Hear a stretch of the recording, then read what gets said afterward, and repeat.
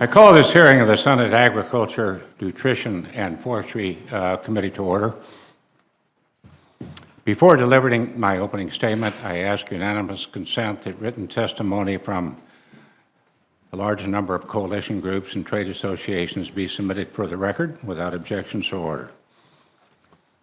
The Senate Agriculture Committee has the responsibility of reauthorizing programs administered by multiple federal agencies and commissions. Notably, the Commission addressed numerous programs of the U.S. Department of Agriculture. I would note yet again the committee reauthorized hundreds of programs worth billions of dollars last year in the Farm Bill, and in doing so fulfilled its role by providing certainty and predictability to many stakeholders. I said to the committee, but more especially to our distinguished ranking member. This committee has also distinct jurisdiction over the Commodity Futures Trading Commission and its role in implementing the law governing worldwide derivative markets as authorized in the Commodity Exchange Act. While the CFTC has continued to receive funding as it works to ensure that U.S. derivative markets function properly and in an open, safe, and transparent manner, it has done so without authorization since October of 2013. That's almost 6 years ago. I think it's fair to say a lot has changed since the last time CFTC was reauthorized alongside the 2008 Farm Bill. We have seen the rollout and adoption of a number of regulations as required under the Dodd-Frank Act. I'm pausing if anybody wants to cough at that particular moment. They have created greater transparency in the over-the-counter derivative markets while still ensuring non-financial end users are provided flexibility in the way they utilize derivatives to hedge their commercial risk.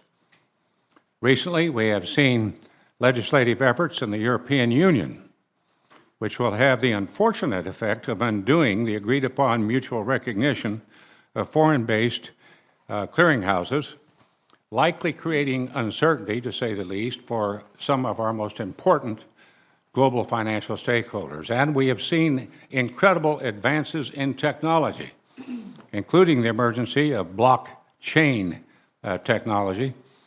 In addition to supporting the emergence of Bitcoin and other cryptocurrencies, it has the potential to revolutionize the way companies do business, including the speeding up the time it takes to verify and execute international commodity trades. We have worked together in a bipartisan manner to confirm nominees and to ensure that the Commission is fully functioning. I think that's a star in the committee's crown.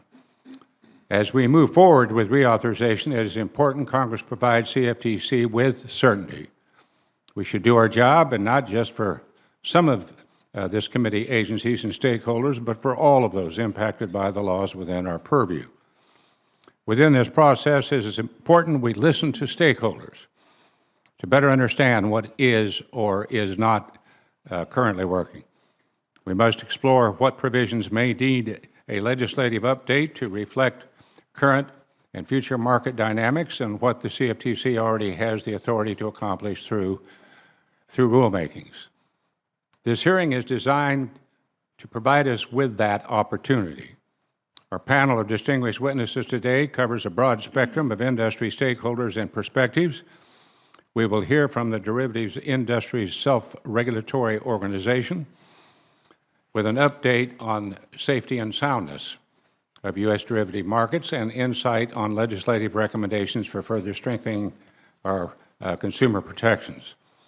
We will hear from a leading global trade association representing exchanges, clearing firms, swap dealers, asset managers, and other financial stakeholders about current market trends.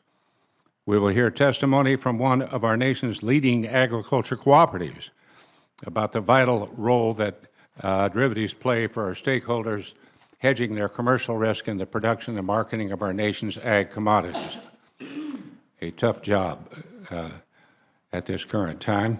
And lastly, we will hear from a consumer advocacy organization formed after the 2008 financial crisis about any additional reforms it believes may be necessary. I thank you all again for joining us. I look forward to our conversation today about the state of global derivatives markets and CFTC CFTC Reauthorization, and I'll now turn to my distinguished colleague, Ranking Member Stabenow, for her opening remarks.